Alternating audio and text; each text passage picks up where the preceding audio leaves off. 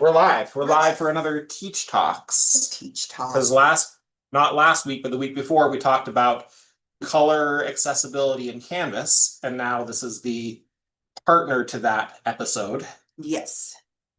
Take it away, Cassie. All right. I don't think you're sharing your screen. I'm not sharing my screen yet. That'll probably help.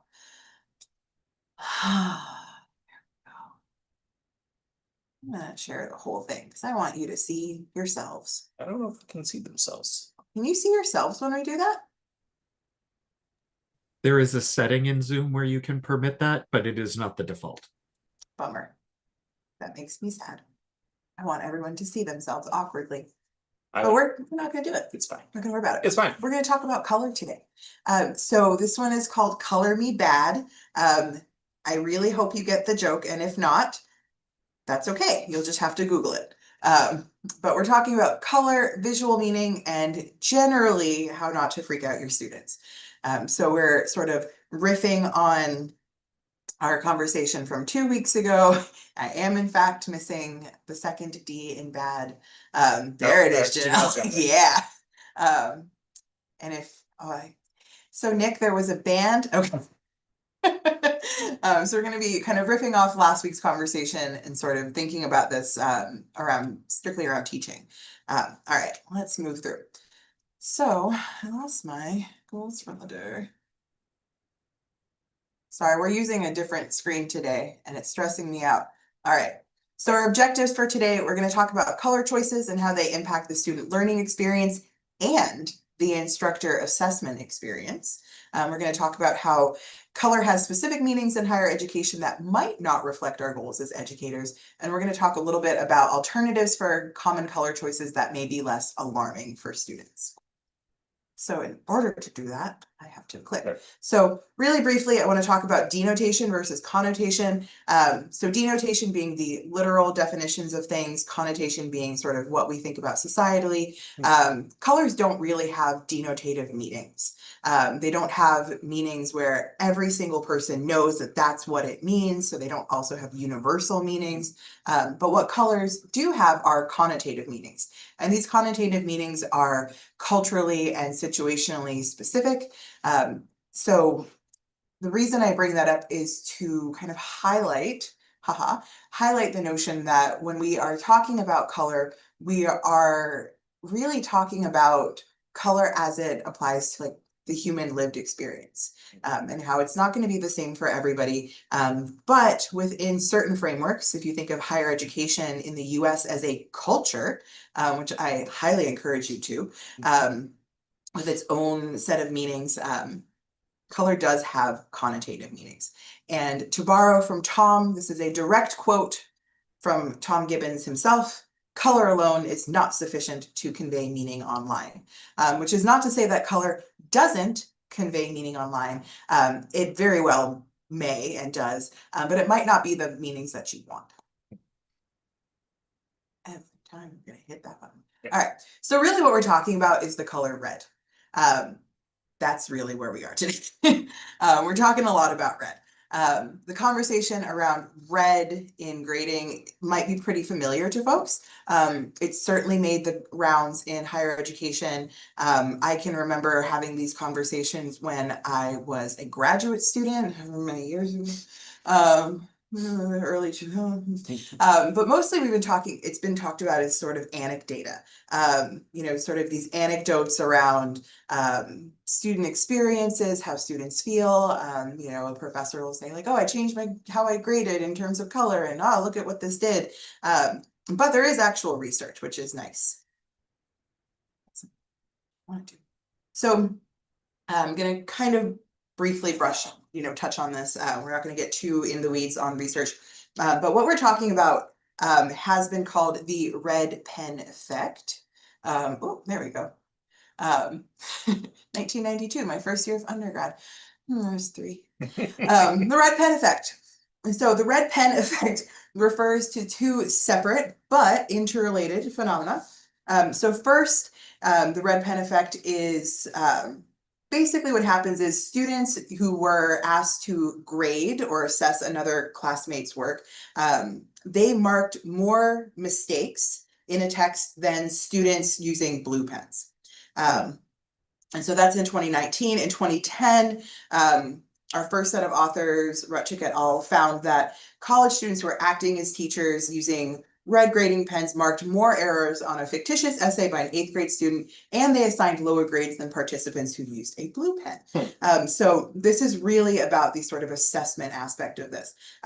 When we use red pen, we are more likely to see things as wrong, right? And this is about subjectivity, right? None of this is objective, right? These were fictitious essays, these were texts, right? So this wasn't necessarily something where we're talking about like a multiple choice exam that somebody's marking by hand or anything like that.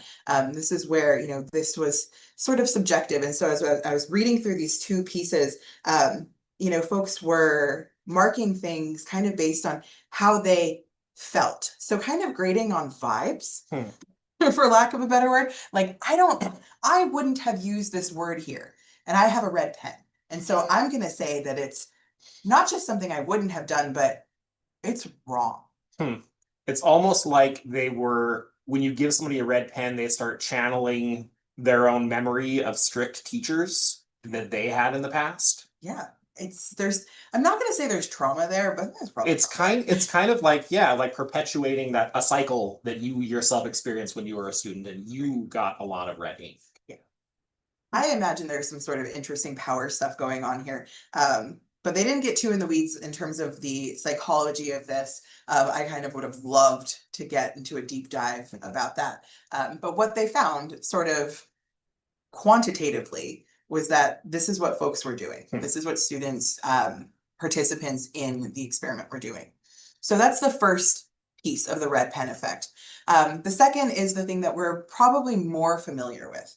This is sort of what I came in when I was working on this presentation, this teach doc. This is where I really started, actually. I was like, oh, I know this. This is that anecdote I was talking about. The writing in red ink evokes strong emotions, possibly creating a negative and discouraging response from students. The feeling of inadequacy that students are going to experience, the very jarring experience that many of us have had in higher education when you get back your paper, and it can best be described as bleeding. Right? It makes students feel like their work isn't valued or that they're just bad. This is the thing that I was the most sort of like expecting to find. What I was surprised to find was the former example, right? Talking about how folks are actually impacted by red as essentially their choice of color.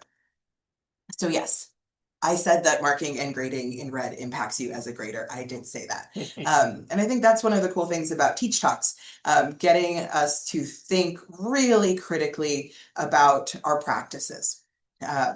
So this isn't necessarily about the tech aspect, although we'll get into some of the tech. But I wanted us to think really critically about not just the fact that we do grade when we are instructors, but the practice of grading itself, right? What's that praxis? What are you doing when you're grading? If you are reaching for that red pen or reaching for that, in the case of Canvas, that strike through button that is automatically red, we'll talk about later. How are you experiencing this, right? What are you doing? Maybe without even realizing that you're doing it.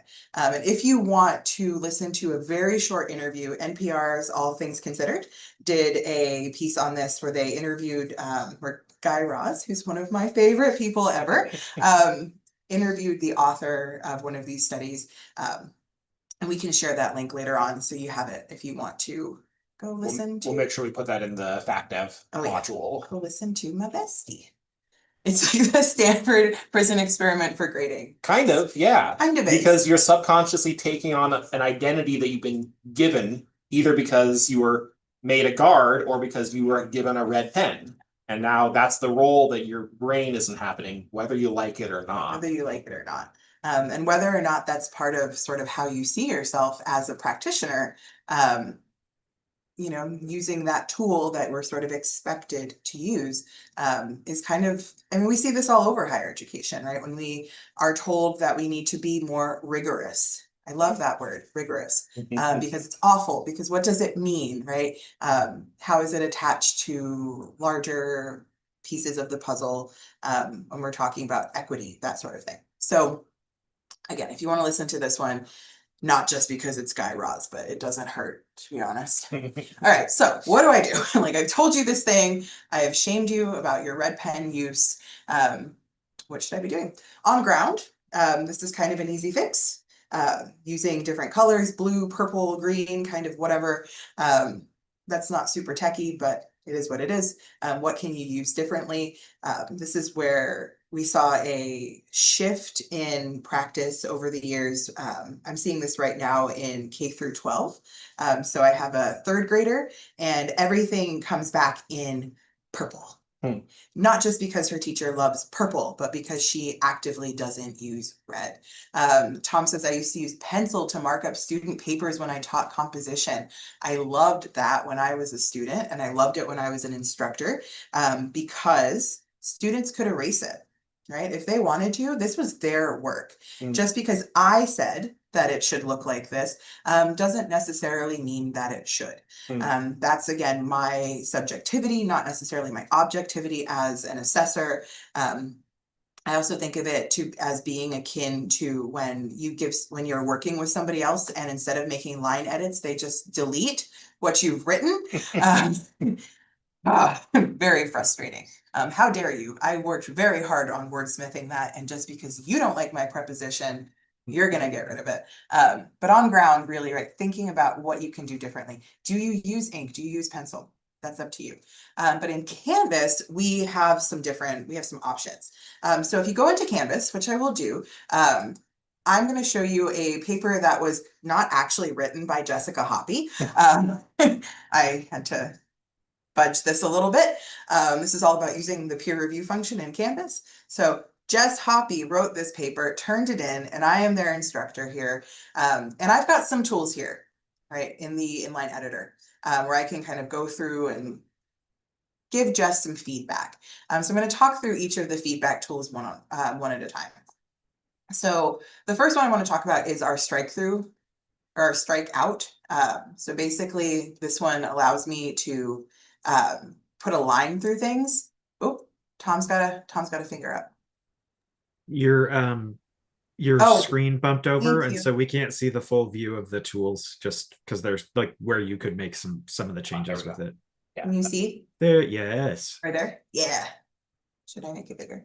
There we go. That makes good. Is that even better? I think so.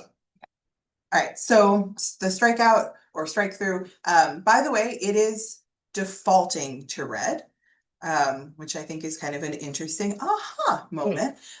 This defaults to red, but you can change that, right? Which I was really happy. I'm happy to see. And Tom, correct me if I'm wrong.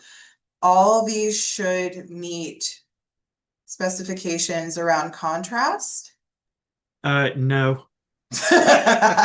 Like the black strike through, like if you use the black value up there, that's all the way to the right, that's not going to contrast appropriately. But you don't need contrast because it's a visual strike through. Right?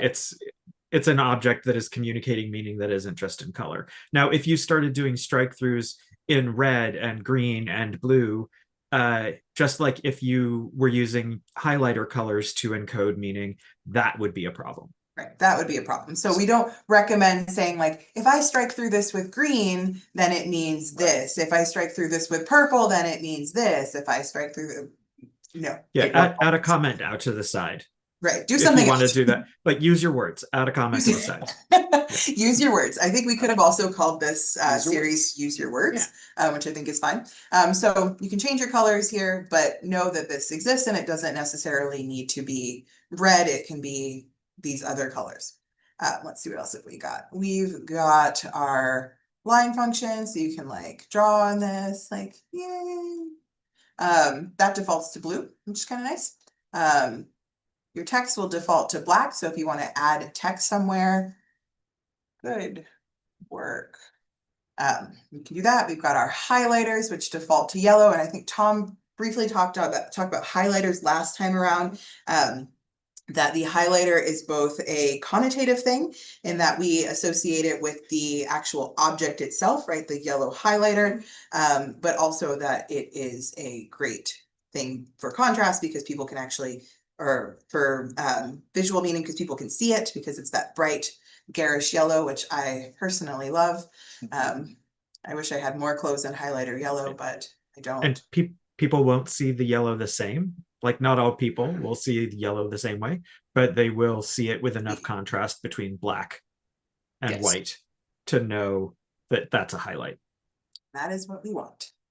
We also have our point annotation, which is kind of a neat little thing. So basically you can put it there and use your words, as Tom mentioned. Yeah, and then you can also do selections. So yeah. Oh, hey, man. I think personally, I like point annotations I like as maybe the best kind of annotation. And one of the reasons is it's non-destructive looking. Yeah. Strike through Is destructive. is destructive. You're Xing out a student's work. Yeah. I think even highlighting and text annotation kind of is a little bit as well, because it's doing the same thing as if you were physically marking up and modifying the student's work. Whereas the point annotations, you're just pointing something out and then you're providing context with your own text that goes off on the side and not on the student's work. And I kind of like that psychologically. I do too. And I think, even though this is about color, this is also about like, how do we convey both meaning to our students? Like I have to edit this. I want to tell you something, but also say that I value the work that you've done, right? Yeah. I hate the strikeout. I've always hated the strikeout about as much as I hate when somebody will just cut things directly out of my work. So I actually really like the highlight because you can add a sidebar comment too, but it gives you a lot of precision. So if you highlight it, you can give this comment out to the side and go, do you really want an adverb here? Right? Or something like that. So like if I'm doing something really precise and in line, it's good for that. And the other one that I have used pretty frequently is the drawing the box, right? So like I'll box around a paragraph and then you can add a comment out to the side and go, you have two introductions, right? That's a really common feedback in a 101 essay that people start their paper twice. So yeah. I like that. It's like hesitation marks, stab, bang. Moving on. That's very specific. It's very specific. All right. Two introductions. Yeah. All right. So here are some of the things that you can do. And I'm glad that we got the time to kind of move through this, but also think through what we want to do pedagogically. Do we want to simply splash red strike throughs all over somebody's paper? Or do we want to take the time to really think about what we're creating alongside a student rather than simply saying, this is what's wrong with what you're doing? So this is all talking about assessment and assignment design. This is also something when we talk about color that comes up around page design. And we're not going to spend as much time on this, but we often see this as instructional designers. When folks are building out pages, they will use red to say like, hey, stop, read this. And that's because of the connotative meanings of red, right? This is an alert. We think stop signs. We're telling students to stop and read this again. But red, like I said, has the connotative meaning of alert. Something is wrong. Something's going on here. And I don't know about you, but I prefer not to startle my students as much as possible when I'm creating things in Canvas or elsewhere. A startle response is not exactly what we're going for here. We don't want them to get their cardio by reading.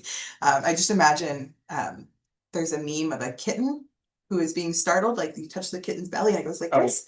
That's what I imagine when I think about red kind of being splashed all over a page in Canvas.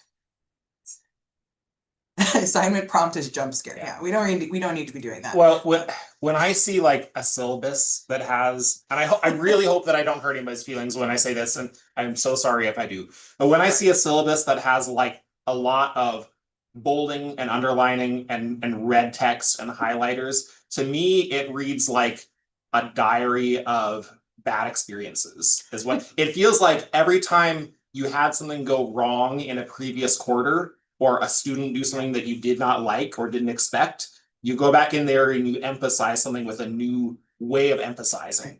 And That's your trauma. That's your trauma being transferred onto the new crop of students because of something a previous batch of students did, is what it feels like to me when I see. We don't need to be doing that. So this is full of scars. Yes, there it is. It is. That is what it is. Full of scars. Yep. But what we actually want to do when we're doing this, we want to highlight something, and not in the literal sense of using a highlighter, but we want to create a break in the student's flow. We do want to stop them and say, hey, this is really important. I want you to focus on this. So for your consideration, some things that you can do otherwise. You can bold things. Right, and be judicious, obviously, with your bolding. We don't need to overdo it. Don't bold everything. Please don't underline it. Looks like a link. You can use action verbs, right? So some of the most some of the best pages I've seen that are, instructions or an assignment, are telling students what to do. This is that sort of question around tilting, right? We are telling them, here's what I want you to do. I want you to read this. I want you to write that. I want you to stop here. I want you to think about, right? Giving them the actual action that you want to take, rather than assuming that the connotative meaning of read, meaning stop, is going to be sufficient to tell them what to do. Right? It's not necessarily. Could be things like, we're talking about literal design, right? So starting a new line of text.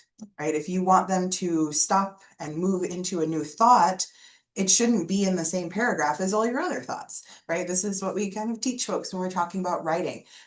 Using headers, right? That's kind of a big. We oftentimes see color being used as a substitute for headers.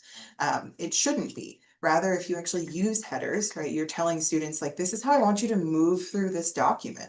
This is what I want you to be doing, rather than kind of relying on color and hoping that they get what it is you want them to. And you can use color in conjunction with headers, as long as you are meeting contrast needs, and as long as the color is not the only indicator of meaning. And maybe not red headers, though. Maybe not red headers. Just yeah. So to wrap up what I have for you, so if you're using a lot of color on instructions or other things that you're building in your rich content editor, I want you to think about the other tools that you can use that are still going to get your meaning across, that aren't going to rely on color differentiation, because remember, we are still talking about accessibility when we're talking about color.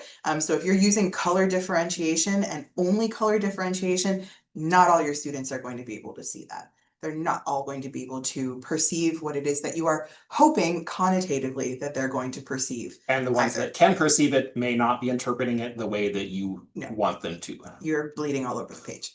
We don't need that. So that is what I have for you. I tried to keep it kind of tightly packaged, a little fun. I'm going to stop sharing briefly and kind of open up our floor to discussion, chat, experiences, things folks have tried in our last couple of minutes, or if not, set you free.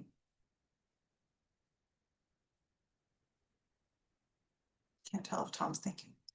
I can I'll just say that I really like, thank you. This is great information, and it just kind of aligns with good design practices too, I think, as you mentioned on one of your slides. I really love bold, and I love the heck out of headers, and really, really dislike underlines for all the reasons that you mentioned too. So this is it's interesting to see the research that you cited. I'll definitely go listen to that the NPR story you mentioned too. Thanks. That's cool. Thanks for coming, Janelle. Oh, you're welcome. You guys always have so much to teach me. Now you all know about my love of Guy Raz. I feel a little embarrassed. No, I get it. He's got a beautiful voice. I get it. Wonderful human. I get it. Interesting. Yeah. For some reason, our chat is working. We can't enter anything. Oh. But I was earlier going to say, and it kind of reminds me of the annotation tool that's off to the side. But when I grade projects for some of my classes, I'll often use sticky notes, because then they can just pull my feedback off, and I'm not actually changing anything that they've done. And those annotations kind of remind me a little more of that, because they're off to the side. They're connected, but removable, and that they kind of feel similar. Ooh, I like that. Yeah. Well, I also like with sticky notes, it also becomes kind of a task list. with each sticky note, you're like, I'm going to address this piece of feedback. Pull it off. Gone, next one. And it's kind of creates a sense of accomplishment a little bit. I like that. And I like the non-destructive editing aspect of it. Yeah. Yep. When I used to do peer reviews in class with students around research writing and regular composition, I used to tell them when I paired them up, make sure that you check with your partner about how they want you to write on their paper, if they want you to. You can either use the feedback form, or you can make notes on the paper directly, or both, like whatever you want to do. Just make sure that your partner's okay with it. And if they only want you to use pencil, or they don't care if you use pen, just check. Right. So it's a similar sort of thing, where I can't customize. I mean, I could, but it's like, if you're giving written feedback, can I customize this written? Oh, this person wants a pink pencil. This person wants not really. Like, I mean, I could, but there are bigger fish to fry, really. Like, and a regular pencil for me was perfectly fine. And it aligned with my grading strategies and theories as well, where I was just like, man, like, I might have had a bad lunch, right? So like, you got to tell me if I read it wrong, right? This is just me on today telling you what I think about your work, and that is all. It is just one dude on one day at one time with potentially a bad attitude. You don't know, I don't know. It's just, yeah. There's a piece of research that we have cited in search advocates training before, about parole judges and their lunch schedule, where they are far more lenient on parolees that come after their lunch break than the ones that come before, because they're hangry. And like, it's statistically significant, the difference of results before and after lunch. So lunch is or lack of lunch is the red pen. yes, it can be. And if you've ever taught in classrooms and on a schedule where you have people who are in at like 6:30 in the morning, or are come to class, like your class starts at 1:30, right? It's just like, if it starts at 1:30, you have sleepy students, right? Because they're post lunch coma frequently. Sure. 6:30 in the morning, you have a split between people who are like, yeah, and people who are like, why am I here? So yeah, it just really like, time of day is a huge thing, and I would never want my grading to ruin somebody's day because I was stuck in traffic, right? Like, how do we adjust for that? How do we make it clear to students that, like, this is just me today, right? And that your reader varies from day to day too, right? So like, what is the reader receiving? I'm going to stop talking, because like, I could talk about this kind of stuff for a very long time, because it's like, Could in fact do that could be a whole nother tech talk. Like, it's like the psychic field of reception, right? Like, what goes into constructing the field of reception for a reader, right? Or for a teacher, for a student, like whatever, like, and that your relationships with previous teachers, your relationship with that teacher, all color how you're going to receive what you receive. That's good. It's like, I used to teach this with review writing in theater, where I was like, we're going to talk about the field of performance, and that begins from the moment that you find out you are going to attend a performance. So the minute you read my syllabus, your field of performance began to be constructed, right? All the way to the end when you're writing this paper. Like, this is all part of the whole like nexus of experience. How does that work as a sort of communicative environment? Sorry, I'm being a dork. That might be a good, could be a good future topic. I like it. I think so.